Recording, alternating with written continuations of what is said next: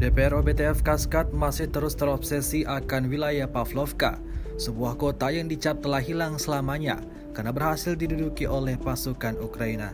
Namun hal tersebut tak membuat pasukan DPR OBTF Kaskat menyerah begitu saja.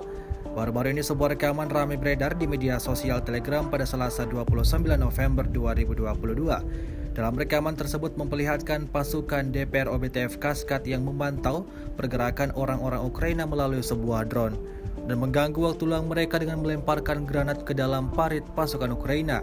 Ledakan demi ledakan nyaris melukai para tentara Ukraina. Beruntung, mereka berhasil menyelamatkan diri.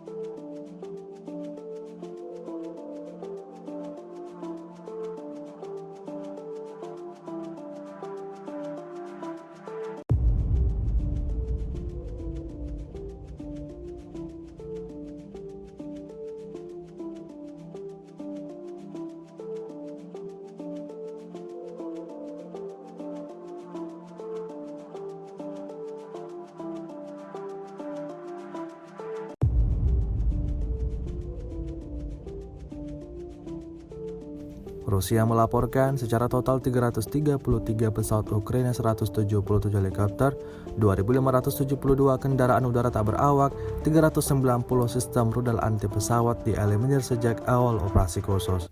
Dari kubu Kiev, Kementerian Pertahanan Ukraina melaporkan 590 tentara Rusia dieliminir dalam sehari terakhir. Total 87.900 prajurit Federasi Rusia meninggal sejak awal konflik hingga hari ke-279.